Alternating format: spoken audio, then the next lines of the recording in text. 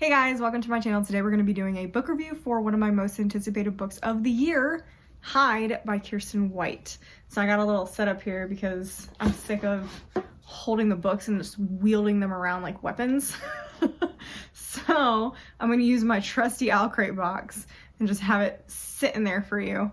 Okay, like I said, this was one of my most anticipated books of the year, but I kind of have to explain why because it was nothing like what I expected.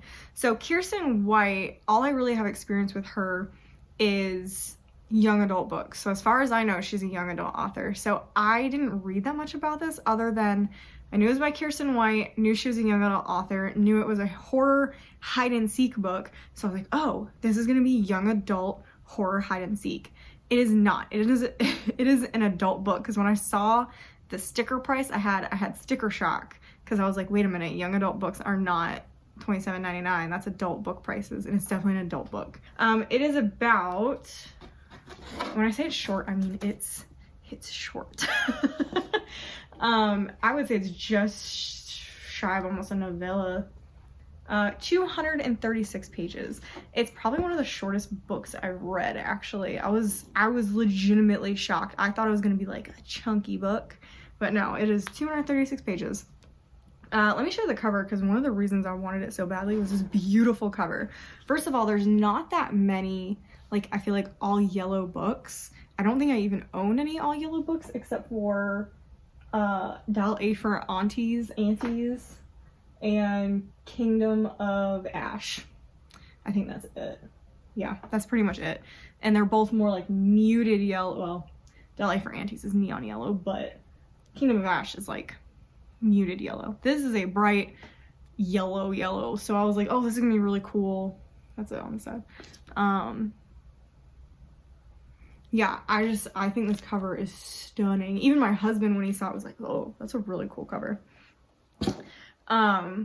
So the cover, the fact that I thought it was going to be a young adult horror, and I love young adult horror.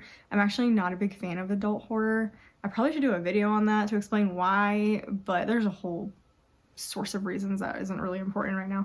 And then the plot. I feel like everyone was really excited about this book because of the plot.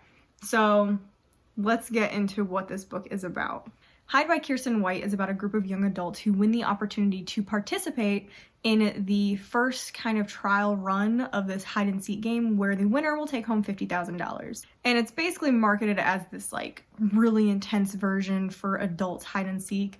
You have to hide through the entire day, and at night you come out and you kind of replenish, then go to the bathroom, shower, that kind of stuff. But during the day, you are stuck out there. If you make any sound, go to the bathroom, anything, you can be found. It doesn't matter what you're doing. So we have a pretty large host of characters that we follow.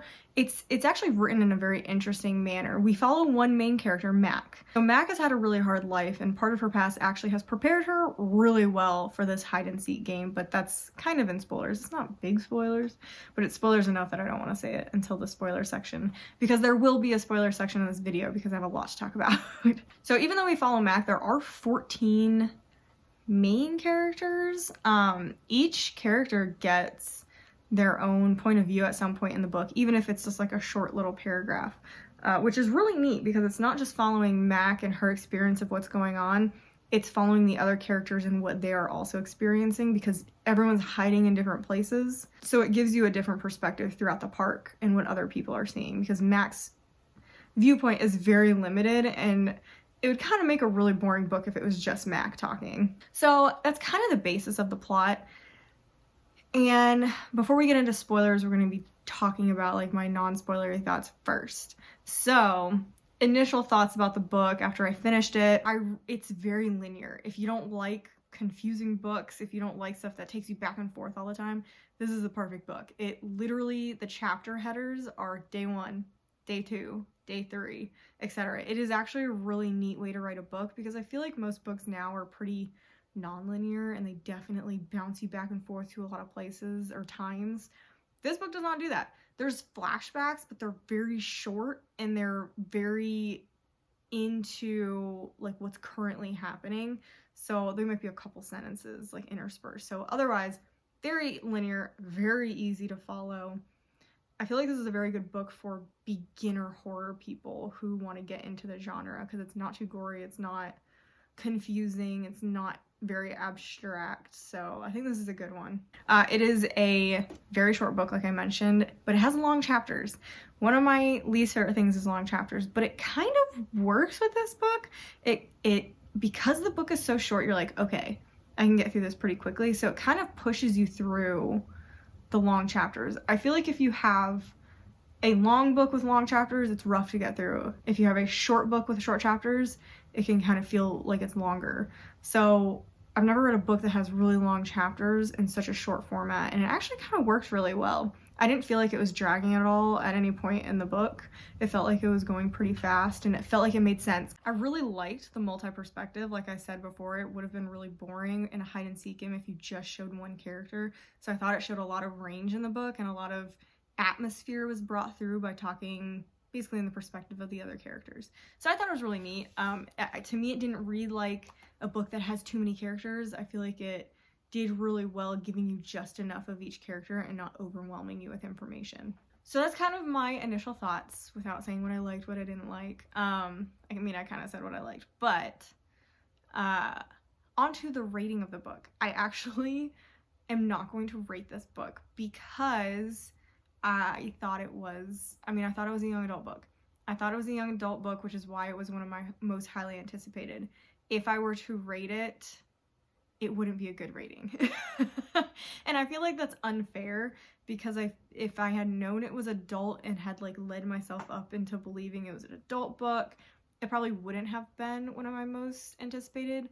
I probably also wouldn't have gotten it. I probably would have read it at some point, but it wouldn't have been like high up on my list. So because of that, I don't feel comfortable rating it, because it's not something that I normally read, and I think a lot of people will enjoy this. It just was not a book for me, so I won't rate it, because that feels unfair.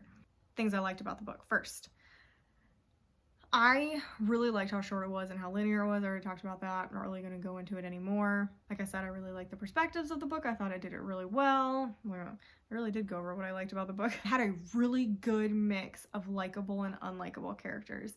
I hate books that are everyone, you just love everybody, and I hate books that you just hate everybody, because you gotta have someone to root for. I like morally gray characters, but I don't like hated morally gray characters. This book had a really good mix of all sorts of different characters. There is someone in here for everybody, so don't worry about not finding a character you like.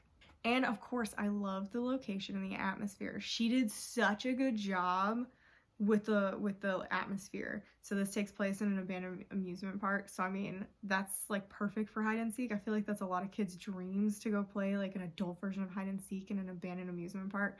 And the atmosphere fit really perfectly.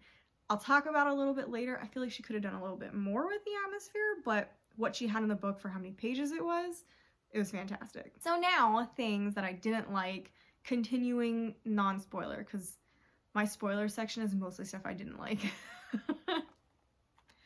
The issue you get with short books is creating a storyline and an atmosphere, and even though the atmosphere was good, I feel like it could have taken it to a new level. I never really felt that creeped out by the amusement park, and I feel like I should have.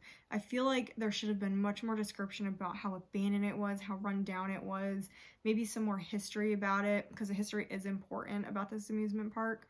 I just feel like there could have been more exploration of the amusement park, because most of the characters just stay in one spot the entire time because it's hide and seek. But if there had been more exploration, more talking about it, I definitely feel like the atmosphere would have been a lot more doom and gloom, which is kind of, I missed that from this book. It was kind of just like happening and you're just reading about it. I didn't feel any stakes really until towards the end. So it needed another like push towards feeling depressed about it, basically. I wanted to feel more creeped out. Should have been more close calls with the big bad in the story. I'm not going to say what it is. I think that she missed an opportunity to... I don't know how to describe this. I just feel like there needed to be more with the thing person, evil, whatever, what is in the book, the bad guy, I just feel like it wasn't not even shown. I just wanted to feel it more. Like, they had a few instances where it would get close and they'd be like, oh, okay, it's nearby. But it was only a couple times. So I kind of wanted more of that eerie feeling of almost being caught, because it never once did like the main character really ever get caught.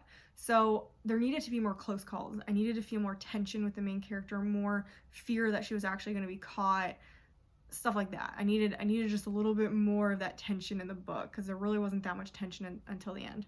Mac's backstory. Mac had a really cool backstory, and unfortunately it was kind of dropped like a hot potato when all the action started towards the end. I wanted way more importance from the backstory, because they made it seem like Mac's backstory was such a big part of her life, but it never really was brought to a head. Like, I feel like when you create such a cool backstory, it has to have something to do with the story, and I feel like it really didn't. Like, it really just wasn't that important, other than she's good at hiding. It kind of felt like a throwaway backstory, which is unfortunate, because it was pretty good backstory. It was kind of one of the creepier parts of the book, actually. That would actually make a good book separately, is if she were to take Mac's backstory and actually turn that into a book. I think that would be a really good book. And I hated the ending, but we'll get to that in spoilers. If you do not want spoilers, click off of the video now. I'm gonna have it marked. I'm gonna have a spoiler thing underneath me right here while I'm talking about it. You don't even need to make it to the end of the video, so comment, like, subscribe now if you don't want to watch spoilers. Otherwise, we are going to get into some spoilers. Not all of them, just kind of what I felt was important to talk about. Probably more like rant about. But yeah, other than that, click away. I'll see you guys in the next video. The rest of you, let's continue on. Okay, there were a lot of strange spoilers in this book. I feel like this book went from pretty interesting to bonkers very quickly. I am not a fan of creature feature kind of stuff. Well, I guess not even creature feature. I'm not a big fan of monsters that are weird. Like, okay, let's get it out of the way. The creature thing was like this weird pig, demon, human monster that eats 2 people a day for 7 days every 7 years. Okay, that's out of the way. I hated this being the baddie. I hated it. I felt like it took away a lot of the fear. It kind of made it almost like comical looking, because when they describe it, it's just it's like this giant pig man running after him, and yeah, it's scary that you're about to get eaten by this thing, but at the same time, I don't know, I'm not really afraid of like monsters. I think it's why I like thrillers a lot better, and I like young adult horror better, because the bad guys tend to be human or like human adjacent, and a pig monster thing was not. So I'm just not afraid of something like that existing. So it lost a lot of the fear for me towards the end. Yeah, there was a lot of tension, but for me I don't find gore scary, I find it disgusting. So for me, the gore factor is just ew. It's not horror, it's just bleh. Like, I'd much rather be scared than grossed out, if that makes sense. So for me, this turned into just kind of gory, yeah. So let's talk about some other spoilers now that the big thing is out of the way. So Mac's backstory is a soft spoiler because you figure out pretty early, but Mac's backstory is that her father killed her mom and her little sister. And it's such a good backstory because it's creepy. The dad goes and tells them to go hide and seek. I mean, that's terrifying, that you have to go hide from your dad, and that if he finds you, he's gonna kill you. That's absolutely horrifying, and I found that scarier than anything else really in the book, because every once in a while a character will go like, come out wherever you are, and that was really scary, and it would send her into like a vision of what happened in the past. So, ooh, I got chills for those parts, and that to me was such a good backstory that they could have done so much more with that. Maybe it was like her dad come back from the dead and he was the one, I don't know. Something with that would have been a lot better than Pigman. So like I said, Pigman, bad guy. But expounding on that a little bit, basically the amusement park was created by a group of people that live in this town whose ancestors wanted prosperity during like a really difficult point in history where everyone else was starving and getting killed. So they decided to send 14 people in to raise this demon beast thing in the center of a field, or the woods, center of the woods. And it raises up and it kills all 14 people. It takes 2 people a day for 7 days, every 7 years. Or they find out it's every 7 years later. So the current people figured out, hey, let's actually build an amusement park and just invite our relatives, because it has to be the original bloodline. It doesn't matter how dilute it is, as long as you have some blood from like the original bloodlines of the 14 people who died, you can be sacrificed to this thing. Otherwise it ignores the people, which I actually thought was kind of cool. So that's kind of like the premise of it, are these people are sacrificing family members to the monster, and that's why these 14 people have been invited to the park, because they're going to be the sacrifice this season. It was just kind of weird. It started off much more thrillery and interesting, and then just got really weird. And then some of the ending didn't even make sense to me, really. I think it would have been a lot better if it was just like a person or a group of people. Think Greatest Game Ever Played. I think that would have been really cool. I know a lot of people think it's overplayed, but I think doing it in this manner would have been really neat. It could have been literally them pretending to be an animal and trying to scare them, almost like a Scooby-Doo kind of thing. And I think that's probably what would have happened if it was a young adult book, which is probably why I would have liked it better. But it could have been a Scooby-Doo situation where there's a group of people that like hunting humans and are pretending to be these creatures to scare the people they're about to kill, because humans are sadistic. Humans like to mess with people before they kill them.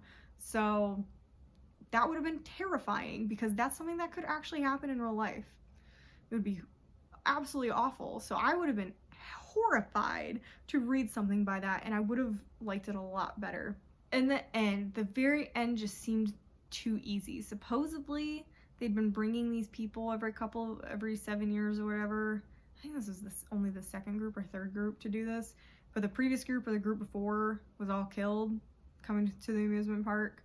And you want me to believe that 3 people managed to escape by climbing under the fence? I'm sorry. Like, I don't know. It was so easy. It was so easy for them to get out. Why didn't they just do it at the beginning? Like, they found out something weird was happening, like, on day 4 or 5. Why not just get out then? I don't know. I felt that was really weird. One of the deaths. So, obviously, there's a lot of death in this book. One of the deaths. One of my favorite characters was this kid, Brandon. He's the sweetest kid ever. I mean, it's just, he made the book happier in, like, the darkest times. And his death was stupid. The entire time he's all about forgiveness, all this type of stuff. He has some issues with his dad. His dad abandoned him and doesn't actually love him. And it turns out his dad's the one that sent him here to die as sacrifice, because his dad knows all about the sacrifice. And even still, I just don't believe that this character would do something as awful as they did. So they basically, Brandon climbed up, got the bad guy. There was one kid who was like sabotaging other people, pulled the kid out and dropped them both to their deaths. And I'm sitting there going, first of all, I don't think Brandon would sacrifice himself for his friends, but not killing another person. That went against everything about his character for the entire book. I get people can do stuff when they are under like duress, but he was good the entire book until he suddenly was like, ooh, my dad's crazy.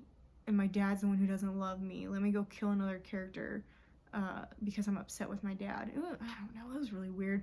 If someone can explain like the thought process behind that, leave a comment down below, because I struggled with that probably the most in the book. I just didn't get the sudden change in that character dynamic. It was very weird. And then we're going to talk about the end as a whole. So I know I've kind of like jumped around to stuff, but this is kind of just how my thought process was when I was thinking back about this book. So the end was probably my least favorite part and made the least amount of sense to me. 3 of them get out, get into town, break into somebody's house, turns out to be like one of the orchestrators of the thing, kidnap her, but then they decide to go back. They're like, yeah, we'll go back because other people are gonna get killed. So they make a pact with her to save one of the other contestants' sisters from being sent here, and decide to go back. So they go back and go into the park. And their plot is to blow up the gate. So there's a gate at the beginning of the park that keeps it in. Like nothing else actually keeps the monster in. It's just this gate. You don't have to have fences or anything. It won't leave. It's just this gate. It's like a magical gate. So they make this pact to go in and be a sacrifice to the monster, and that's the only reason they do it, is what they say. And then when they're in the park, they suddenly decide to blow up the gate to release the monster. And I'm just like,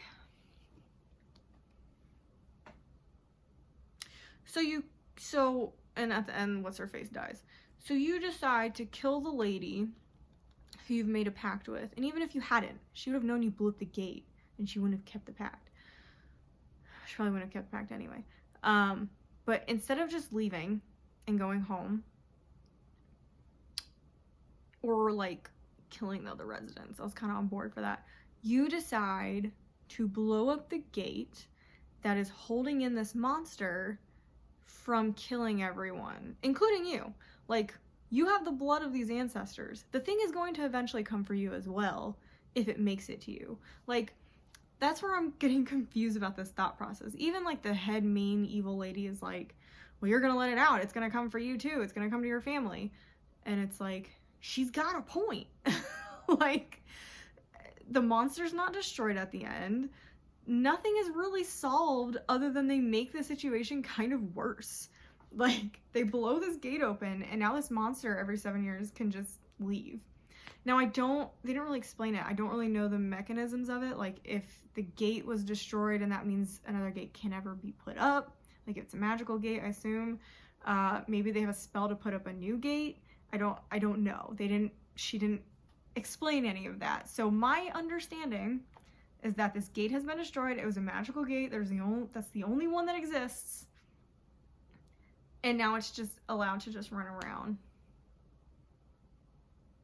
And I assume all the idiots that live in the town who are like privy to all this information, they're gonna leave. Duh. They don't want to be part of all this. Or they'll just continue sending things to it. I don't really understand the ending. It's very strange. And I feel like I'm all over the place explaining the ending because I don't understand it. I don't understand the thought process behind just letting it out and letting it do whatever it wants and potentially coming for you later. I feel like you're always going to be watching your back every 7 years. And like your family's in danger. I just don't get it. If you get it, please explain it to me. Maybe I just missed a whole section of the book where they explain what the importance of the gate was and why blowing it up was a good idea. Because I do not understand why it was a good idea. But that's pretty much all I have to say for spoilers. There's actually a lot of spoilers. I didn't want to get into all of them because there's a lot. It's such a short book. Yeah, so that's kind of my thoughts on it. I know it turned into a bit of a rant, kind of like what happened in The Cartographers. But I can't help myself sometimes. So let me know what you guys thought about this book. I definitely want to hear your explanations for what happened in it because it does have some abstract things in it that weren't really explained very well. So I would love to hear your explanations about some of her thought processes behind the book. Comment, like, subscribe. Yeah, that's about it. I should have a couple more book reviews coming out. I enjoy doing these, even if they're just for me. It gets my thoughts out and I don't have to bug my husband about what's happening in all my books. So I'm sure he enjoys that. Yeah, that's it. So I'll see you guys in the next video.